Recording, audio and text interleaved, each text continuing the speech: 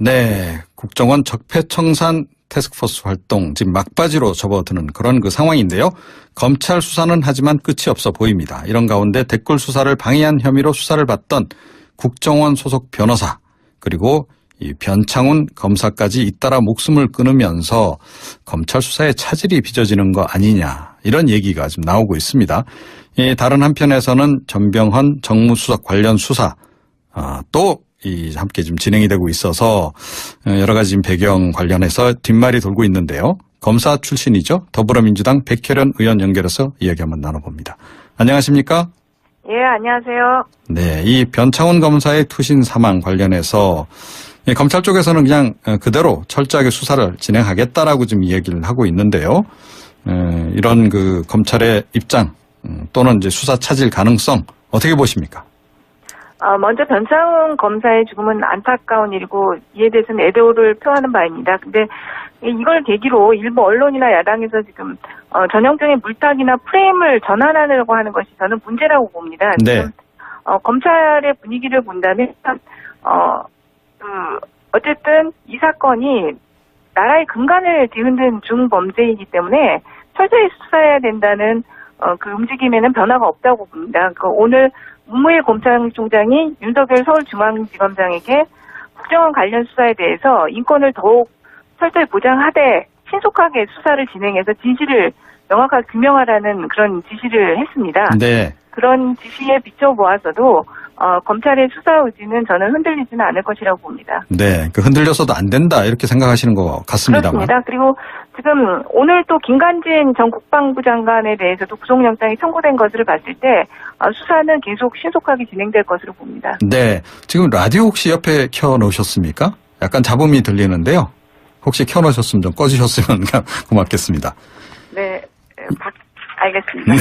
네, 검찰 내부에서는 좀 수사가 과하다는 얘기가 많았다. 이러면 검찰이 결국 매번 정권의 충견이란 소리를 들을 수밖에 없다. 이런 얘기도 돌고 있다. 이런 이제 언론 보도도 나오고 있는데요. 이건 어떻게 생각하십니까? 지금 검찰 내부 전체적인 분위기로 봐도 국정원 댓글 사건 자체에 대해서는 그런 의견이 저는 거의 없는 것으로 알고 있습니다. 단지 변창훈 검사의 사망 사건과 관련해서는 어떻게 보면 조직에서 함께 생활하던 사람의 일이기 때문에 감정적인 그런 부분들이 있을 수 있지만은 거의 소수의 의견일 뿐이고요. 지금 이 사건 같은 경우는 정말로 일반적인 형사 사건과는 다른 아주 충격적인 사건입니다. 네.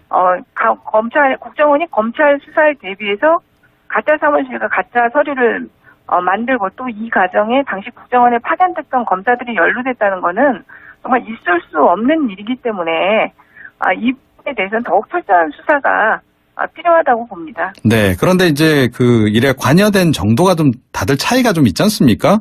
그걸 너무 이제 고려를 하지 않고 일괄 구속 수사를 하려고 했던 것이 좀 무리수 아니었냐 이런 얘기도 좀 흘러나오고 있단 말이죠. 어떻게 생각하세요? 근데 실제로 이제 변창훈 검사 같은 경우는 잘 기억이 나지 않는다고 진술을 했지만 그간의 조사 과정을 보면 그 사건에 관계된 국정원 관계자들의 진술은 실제로 증거 인멸 행위에 직접 관여를 했고 지시를 했고 이런 진술들이 다 있기 때문에 네, 검찰의 입장에서는 3명의 혐의가 다 중하다고 본 것 같습니다.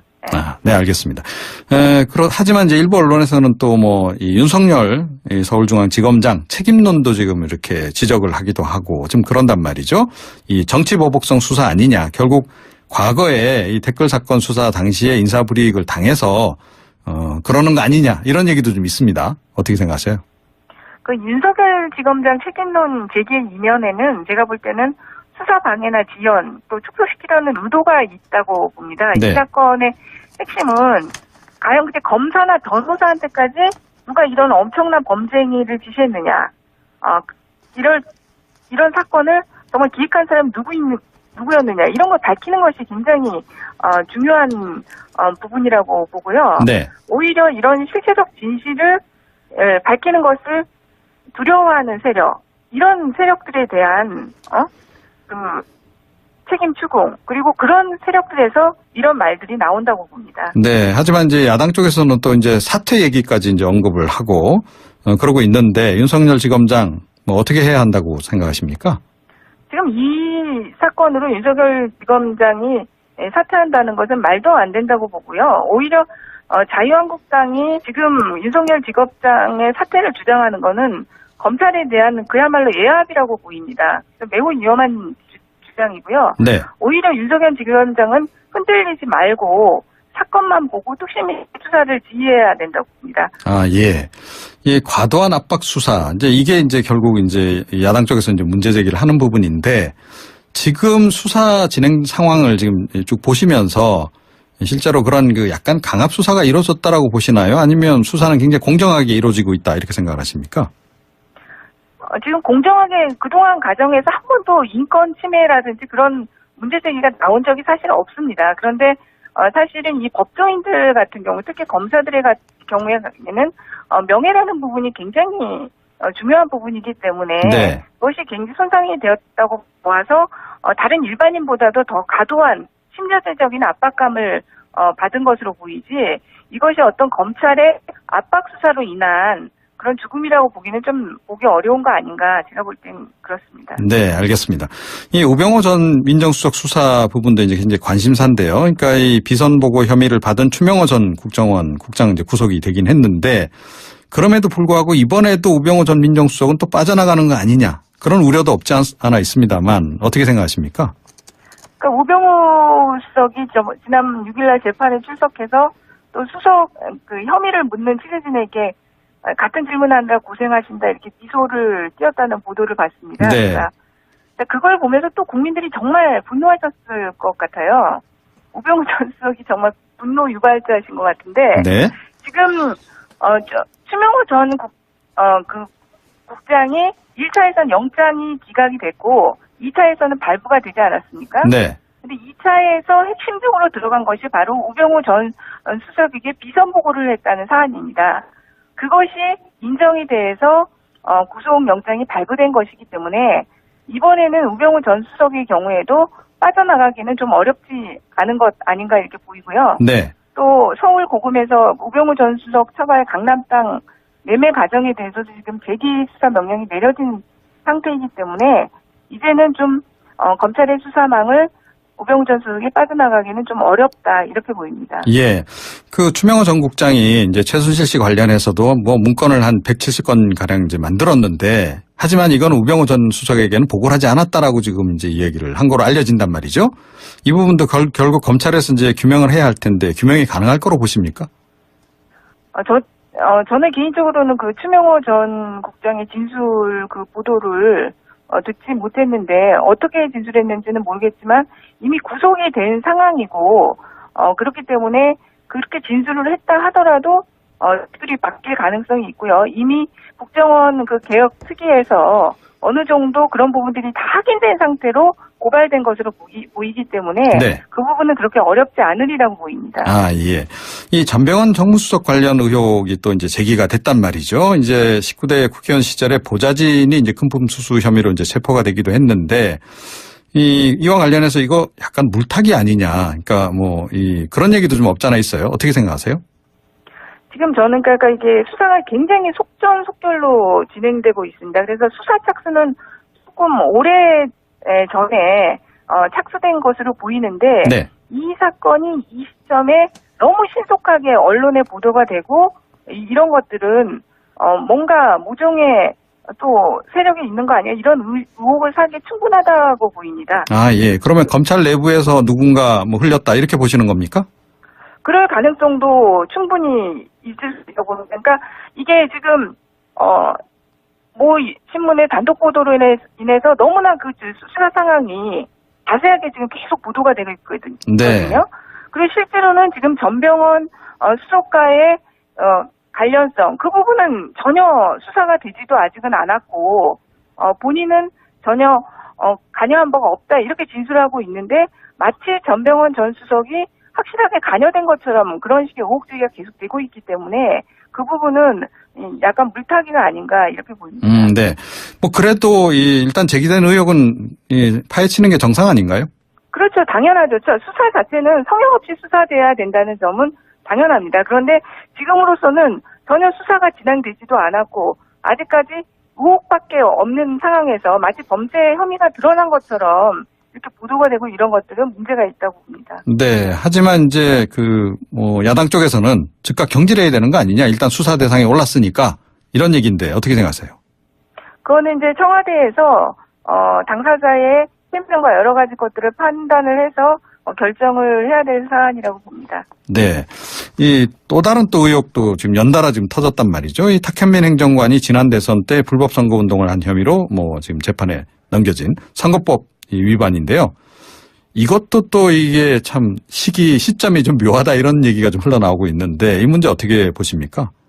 지금 공직선거법의 기소 기한이 내일까지입니다, 사실. 그래서 내일까지이기 때문에 공직선거법과 관련된 사건은 어쨌든 기소를 해야 될 사건 같은 경우는 내일까지 처리를 지금 해야 되는 상황입니다. 그러다 보니까 아마 오늘 기소 결정을 한 것으로 보이는데요. 네. 아마 일반인들이 봤을 때 이 탁현민 행정관이 보도 내용을 보고도 뭘 잘못했나 이런 생각들을 많이 하실 것 같습니다. 지금 현재 공직선거법이 굉장히 난해하고 실제로는 정말 선거의 공정성을 해쳤는지 판단하기가 굉장히 애매한 조항들이 많습니다. 그래서 그런 부분들에 대해서는 검찰도 제가 볼 땐 고민을 하다 공소시효가 내일까지이기 때문에 기소를 한 것으로 보이는데 법원의 판단을 기다려봐야 된다고 보입니다. 그러니까 검찰이 좀 무리한 기소를 했다 이렇게 지금 보시는 것 같은데 맞습니까? 그러니까 이게 공직선거법이 굉장히 까다롭습니다. 저도 법률 전문가지만 오늘 탁현민 행정관이 기소된 내용은 정확하게 공직선거법의 어느 조항에 위반됐는지를 잘 판단이 서지 않는 그런 조항이었습니다. 그러니까 이제 스피커 설치 이제 허가받지 않고 했다 이 얘기 아니겠습니까? 그렇습니다. 그래서 일반인들 같은 경우는 그게 과연 공직선거법이 선거법 위반일까 이런 생각들 많이 하셨습니다. 그래서 그런 부분들은 공직선거법의 이런 조항이 사실은 굉장히 많이 있는데 네. 앞으로 저희 입법부에서 해결해야 될 부분들도 있고 법원의 판단을 좀 더 기다려야 되지 않나 이렇게 봅니다. 그럼에도 불구하고 우리 의원님께서는 조금 이거 좀 공직선거법 조항에 좀 문제는 있다 이렇게 보시는 거네요? 일단 검찰에서 여러 가지 것을 고려해서 기소를 한 거기 때문에 그 기소 자체는 지금 인정을 할 수밖에 없는 상황인 것이죠. 네, 알겠습니다. 그리고 오늘 유남석 헌법재판소 재판관 후보자 인사청문회 열리지 않았습니까? 네. 네. 이번엔 어떻게 될까요? 지금 제가 사실 청문회를 하다 잠깐 나온 상황인데요. 네. 지금 특별하게 도덕적으로 전혀 하자가 없고 헌법 전문가이기 때문에 지금 야당 의원들 질의 내용에도 그다지 문제되는 내용이 없습니다. 그래서 빠른 시일 안에 특검 보고서가 채택이 되지 않을까 이렇게 예상합니다. 네, 잘 알겠습니다. 오늘 말씀 잘 들었습니다. 네, 감사합니다. 더불어민주당 백혜령 의원이었습니다. 또는 이제 수사 차질 가능성 어떻게 보십니까? 먼저 변창훈 검사의 죽음은 안타까운 일이고 이에 대해서는 애도를 표하는 바입니다. 근데 이걸 계기로 일부 언론이나 야당에서 지금 전형적인 물타기나 프레임을 전환하려고 하는 것이 저는 문제라고 봅니다. 네. 지금 검찰의 분위기를 본다면 어쨌든 이 사건이 나라의 근간을 뒤흔든 중범죄이기 때문에 철저히 수사해야 된다는 그 움직임에는 변화가 없다고 봅니다. 오늘 문무일 검찰총장이 윤석열 서울중앙지검장에게 국정원 관련 수사에 대해서 인권을 더욱 철저히 보장하되 신속하게 수사를 진행해서 진실을 명확하게 규명하라는 그런 지시를 했습니다. 네. 그런 지시에 비춰보아서도 검찰의 수사 의지는 저는 흔들리지는 않을 것이라고 봅니다. 네, 흔들려서도 안 된. 네, 국정원 적폐청산 태스크포스 활동 지금 막바지로 접어드는 그런 상황인데요. 검찰 수사는 하지만 끝이 없어 보입니다. 이런 가운데 댓글 수사를 방해한 혐의로 수사를 받던 국정원 소속 변호사 그리고 이 변창훈 검사까지 잇따라 목숨을 끊으면서 검찰 수사에 차질이 빚어지는 거 아니냐 이런 얘기가 지금 나오고 있습니다. 다른 한편에서는 전병헌 정무수석 관련 수사 또 함께 좀 진행이 되고 있어서 여러 가지 배경 관련해서 뒷말이 돌고 있는데요. 검사 출신이죠. 더불어민주당 백혜련 의원 연결해서 이야기 한번 나눠봅니다. 안녕하십니까? 예, 안녕하세요. 네, 이 변창훈 검사의 투신 사망 관련해서 검찰 쪽에서는 그냥 그대로 철저하게 수사를 진행하겠다라고 지금 얘기를 하고 있는데요. 이런 그 검찰의 입장. 네, 변창훈 검사 같은 경우는 잘 기억이 나지 않는다고 진술을 했지만 그간의 조사 과정을 보면 그 사건에 관계된 국정원 관계자들의 진술은 실제로 그 증거 인멸 행위에 직접 관여를 했고 지시를 했고 이런 진술들이 다 있기 때문에 예. 네, 검찰의 입장에서는 3명의 혐의가 다 중하다고 본 것 같습니다. 네. 네, 알겠습니다.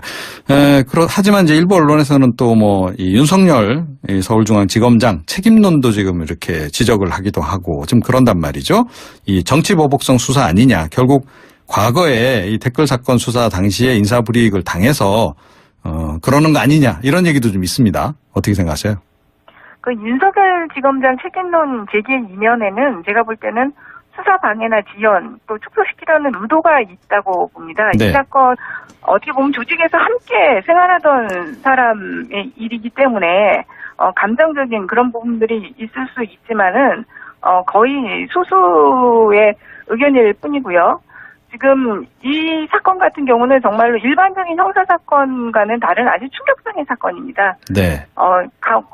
국정원이 검찰 수사에 대비해서 가짜 사무실과 가짜 서류를 만들고 또 이 과정에 당시 국정원에 파견됐던 검사들이 연루됐다는 거는 정말 있을 수 없는 일이기 때문에 이 부분에 대해서는 더욱 철저한 수사가 필요하다고 봅니다. 네. 그런데 이제 그 일에 관여된 정도가 좀 다들 차이가 좀 있지 않습니까? 그걸 네. 너무 이제 고려를 하지 않고 일괄 구속 수사를 하려고 했던 것이 좀 무리수 아니었냐 이런 얘기도 좀 흘러나오고 있단 말이죠. 어떻게 생각하세요? 근데 실제로 이렇게 생각하시는 것 같습니다만. 그렇습니다. 그리고 지금 오늘 또 김관진 전 국방부 장관에 대해서도 구속영장이 청구된 것을 봤을 때 수사는 계속 신속하게 진행될 것으로 봅니다. 네. 지금 라디오 혹시 옆에 켜놓으셨습니까? 약간 잡음이 들리는데요. 혹시 켜놓으셨으면 좀 꺼주셨으면 고맙겠습니다. 네. 알겠습니다. 네. 검찰 내부에서는 좀 수사가 과하다는 얘기가 많았다. 이러면 검찰이 결국 매번 정권의 충견이란 소리를 들을 수밖에 없다. 이런 얘기도 돌고 있다. 이런 이제 언론 보도도 나오고 있는데요. 이건 어떻게 생각하십니까? 지금 검찰 내부 전체적인 분위기로 봐도 국정원 댓글 사건 자체에 대해서는 그런 의견이 저는 거의 없는 것으로 알고 있습니다. 단지 네. 변창훈 검사의 사망 사건과 관련해서는